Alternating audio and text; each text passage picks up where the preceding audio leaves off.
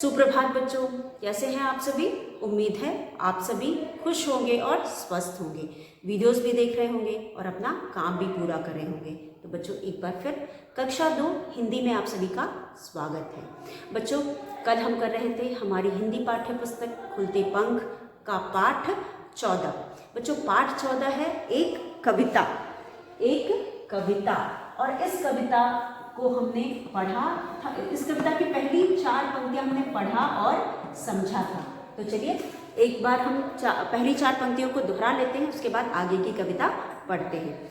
तो बच्चों कविता हमारी है वसंत ऋतु पर, और आपको मैंने पिछले वीडियो में भी बताया था कि हमारे देश में 6 ऋतु होती हैं। वैसे तो बोलो तो 2 ही ऋतुएं होती हैं, एक होता है ग्रीष्म और दूसरा होता है शरद।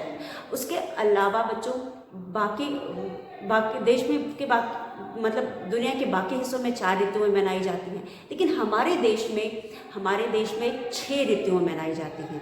और इन 6 ऋतुओं का नाम भी मैंने आपको बताया था, ग्रीष्म ऋतु, शरद ऋतु, वर्षा ऋतु, हेमंत, शिशिर और वसंत। और इन सब ऋतुओं में बच्चों अगर हम ज़्यादातर लोगों की बात करें तो सबको अधिकतर लोगों को वसंत ऋतु पसंद होता है। वैसे किसी को बरसात पसंद होता है, किसी को शरद पसंद होता है, किसी को ग्रीष्म पसंद होता है, लेकिन अधिकतर लोगों को वसंत ऋतु पसंद होता है, क्योंकि जो वसंत ऋतु होता है उसमें मौसम बहुत ही सुहावना होता है। ना बहुत ज़्यादा ठंडी पड़ रही होती है या और ना ही बहुत ज़्यादा गर्मी पड़ती है। तो ये जो ऋतु है इसमें ज़्यादा ठंडी या गर्मी न पड़ने की वजह से हमें बहुत अच्छा लगता है। बहुत ज़्यादा ठंडी के बाद ये मौसम आता है, इसलिए ठंडी के बाद सुहावना मौसम हमारे तन मन दोनों को अच्छा लगता है, और गर्मी के पहले आता है, इसलिए इस मौसम का हम भरपूर आनंद उठाते हैं। धूप भी अच्छी लगती है, हम बाहर भी बैठ सकते हैं, शाम को घर से बाहर निकल सकते हैं, यानी कि शाम का मौसम भी हमें अच्छा लगता है, और इसीलिए सब लोग तन मन से अच्छा महसूस करते हैं और वो सभी को अच्छा लगता है। तो यहाँ पे मुझे भी वसंत ऋतु बहुत पसंद है, और इसीलिए इस कविता को पढ़ने और आपको इस कविता के बारे में बताने में मुझे बहुत अच्छा लग रहा है। तो चलिए जो कल हमने पंक्तियाँ पढ़ी थी उससे पहले दोहरा लेते हैं। तो पहली 4 पंक्तियों में बच्चों फूल फूल पर झूल झूल कर भंवरे गाते हैं गाना।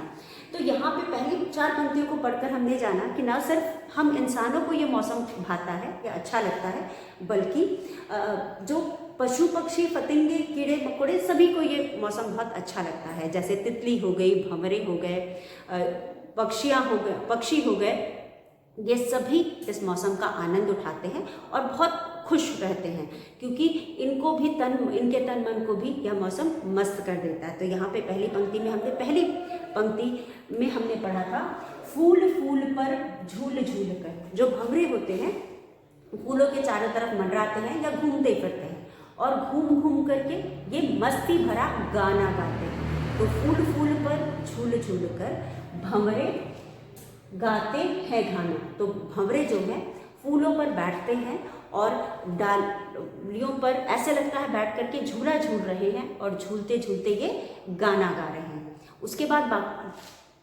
वाली 2 पंक्तियों में हमने पढ़ा था डाल डाल पर पात पात पर कोयल का स्वर मस्ताना।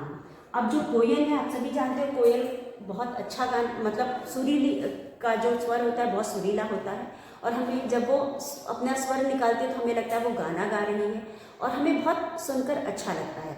तो यही समय होता है जब आम के पेड़ों में कोपले यानी कि फूल निकलने शुरू होते हैं, और जो कोयल होती है आम के पेड़ पे आपको दिखाई देगी इस मौसम में, और आम के पेड़ पर बैठ करके वो गाना गाती है। तो बच्चों जो उसका स्वर होता है इतना मीठा लगता है कि हमें भी बहुत अच्छा महसूस होता है।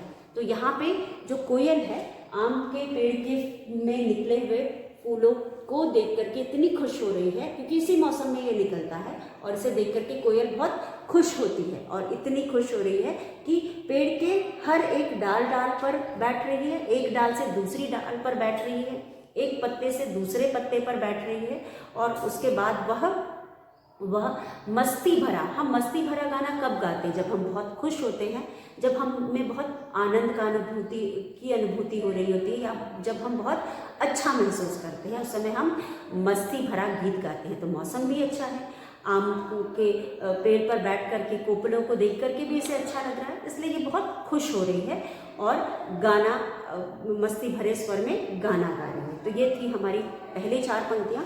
तो यहाँ पे फूल फूल पर झूल झूल कर भंवरे गाते हैं गाना, डाल डाल पर पात पात पर कोयल का स्वर मस्ताना। तो मुझे उम्मीद है पहले 4 पंक्तियाँ आप सभी को समझ में आ गई होगी। उसके बाद हमारे पास कुछ शब्द यहाँ दिए गए हैं, उनको भी हम समझ लेते हैं। ये शब्द के अर्थ दिए गए हैं। सबसे पहला जो शब्द है भंवरे। भंवरे, यहाँ पे जो शब्द है ये है भंवरे। भंवरे, भौरे, भौरे, इसको हम भंवरे भी कहते हैं। भौरे को हम भंवरे भी कहते हैं। तो यहाँ पे इसका अर्थ है भ पर चंद्र बिंदु, व और रे, भंवरे। पहला शब्द जो नीले रंग से आपकी किताब में लिखा हुआ है भौरे। भौरे को हम भौरे भी कहते हैं, भंवरे भी कहते हैं। उसके बाद दूसरा जो हमारा शब्द है डाल डाल पे। अगली पंक्ति में शब्द है डाल डाल पे। मैंने आपको बताया एक डाल से दूसरी डाल पर, तो यहाँ पे भी हम लिखेंगे डाल डाल पर का मतलब है डाली डाली पर। दूसरा जो यहाँ पे शब्द है वो है डाल, डाल डाल, डाल डाल पर यानी डाली, ल पर बड़ी की मात्रा ली, डाली, डाली डाली, एक डाली से दूसरी डाली पर। तो यहाँ पे भौरे यानी भंवरे। उसके बाद डाल डाल यानी डाली डाली, मतलब एक डाली से दूसरी डाली पर। तो ये दूसरा शब्द है। उसके बाद तीसरा शब्द है पात पात पर। पात पात पर मतलब एक पत्ते से दूसरे पत्ते पर यानी पत्ती पत्ती पर। तो यहाँ पे हम लिखेंगे पत्ते पत्ते पर। तीसरा जो शब्द है जिसका अर्थ हमें समझना है वो है पात। पात पात, पात पात, पात पात का मतलब हो गया पत्ते पत्ते, एक पत्ते से दूसरे पत्ते पत्ते, और पत्ते पत्ते पत्ते, एक पत्ते से दूसरे पत्ते तक। तो इस तरह से बच्चों हमने यहाँ पे कुछ शब्दों को देखा और इनको जाना। तो पहला जो यहाँ पे हमारे पास शब्द है वो है भंवरे। भौरे का मतलब होता है भंवरे, और डाल डाल यानी डाली डाली, एक डाली से दूसरी डाली पर बैठ कर, मतलब वो अलग अलग डालियों पर बैठकर कोयल अपनी खुशी का इजहार कर रही है और मस्ती भरे गीत गा रही है। उसी तरह पात पात पर एक पत्ते से दूसरे पत्ते पर, मतलब हर एक पत्ते पर बैठ करके वो मस्ती भरे गीत गा रही है। इस तरह से बच्चों हमने इन शब्दों को जाना। यहाँ पे एक और शब्द है जिस है मस्ती। यहाँ पे अगला हमारा शब्द है स्वर। स्वर का मतलब होता है आवाज। स्वर, स्वर का मतलब होता है आवाज। आवाज, आवाज, स्वर का मतलब है आवाज। उसके बाद स्वर का मतलब आवाज। उसके बाद हमारे पास अगला है मस्ताना। मस्ताना का मतलब होता है मस्ती। मस्ताना, मस्ताना का मतलब होता है मस्ती। मस्ती, आप लोग भी मस्ती में होते हो। जब आप बहुत खुश होते हो तो आप भी मस्ती में होते हो और मस्त होकर के नाचते हो, गाते हो, झूमते हो। तो यहाँ मस्ताना यानी मस्ती, यानी कि मौज से भरा हुआ। मौज, मौ से भरा हुआ, से भरा हुआ यानी बहुत खुश होना। बहुत खुश होना यानी आनंद का अनुभूति करना, मतलब कि बहुत मजा आना। तो यहाँ पे हो गया मौज से भरा हुआ यानी मस्ती से भरा हुआ, या बहुत खुश होना या आनंद का अनुभूति करना। तो इस तरह से बच्चों ये कुछ शब्द थे जो हमने पहला ग्राफ में देखा था। चलिए अब हमारा है दूसरा अनुच्छेद हमारे कविता का, यानी अगली पंक्ति। अगली 2 पंक्तियों में महक महक कर, चहक चहक कर हवा यहाँ इठलाती है। अब बच्चों महकता कौन है? महकता कौन है? फूल महकते हैं। तो फूलों की खुशबू हवा में भी मिलती है, क्योंकि हवा हमारे चारों तरफ होती है। फूल भी हवा के बीच में है, यानी कि फूलों के चारों तरफ भी हवा होती है। तो इन महकते हुए सुंदर फूलों के वजह से हवा भी महक उठती है, और महकती है, और महकने की वजह से चहक उठती है, यानी कि उसके अंदर भी मस्ती आ जाती है। चहकते कब हैं हम? जब मस्ती में होते हैं, जब खुश होते हैं, तो हवा भी खुश होती है। और जब हम बहुत खुश होते हैं और जब हमारे साथ बहुत अच्छा हो रहा होता है, तो हमारे में इटलाना, मतलब हमारे में थोड़ा सा इटलाना आता है। इटलाने का मतलब होता है नखरे दिखाना। तो जो हवा है, हवा भी महकने लगती है, हवा में भी महक आ जाती है। तो हवा में भी हवा भी नखरे दिखाने लगती है, यानी कि इठलाने लगती है। तो हमारे अगली दो पंक्तियों में है महक महक महक महक कर, महक महक कर, चहक चहक कर, चहक चहक चहक कर, महक महक कर, चहक चहक कर, महक महक कर, चहक चहक कर। अब महक महक कर, चहक चहक कर, हवा यहाँ इठलाती है। जो हवा है, हवा, हवा यहाँ, यह ह पे आ की मात्रा, चंद्र बिंदु यहाँ, इठलाती, इठलाती, इठलाती है। तो जब हवा है, मस्ती से भरी हुई है, क्योंकि हवा में खुशबू भर गई है, हवा खुशबूदार हो गई है, इसलिए हवा में भी हवा भी इठलाने लगती है, यानी कि वो भी नखरे दिखाने लगती है। उसके बाद तन खुश होता, मन खुश होता जब वसंत ऋतु आती है। तो यहाँ पे अगली पंक्ति में तन खुश होता या होती, मन खुश होती।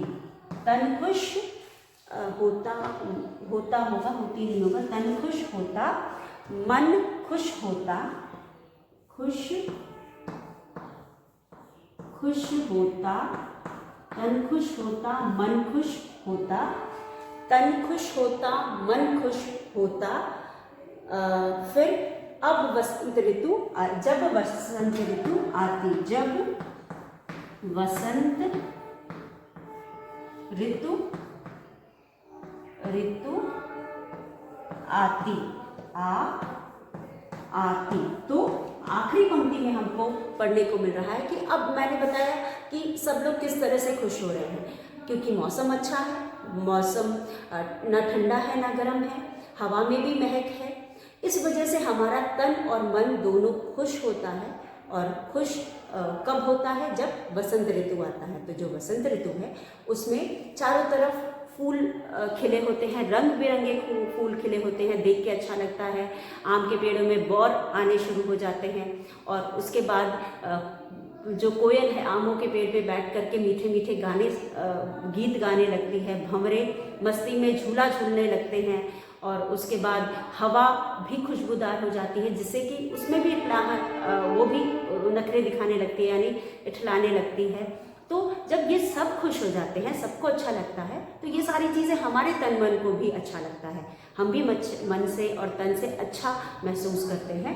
और जब तन खुश होता, मन खुश होता, और कब ये सब होता है? जब वसंत ऋतु आता है। तो वसंत ऋतु आने पर कीट पतंगे, यानी कि चिड़िया, इंसान, सबको तन मन से सब अच्छा महसूस करते हैं, सबको अच्छा लगता है, क्योंकि मौसम अच्छा होता है, मौसम सुहावना होता है, चारों तरफ रंग बिरंगे फूल बिखरे होते हैं, वातावरण भी अच्छा लगता है, प्रकृति के बीच जाके भी हमें बहुत अच्छा महसूस होता है, हवा में फूलों की खुशबू होती है, वो भी हमें बहुत अच्छा लगता है, जिसकी वजह से हम तन और मन से अच्छा महसूस करते हैं।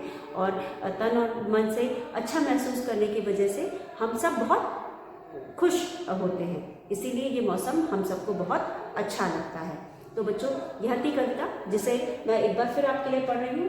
महक महक कर, चहक चहक कर, हवा यहाँ इठलाती है। तो हवा जो है उसमें खुशबू आ जाती है, इसलिए वो चहकने लगती है और इठलाने लगती है।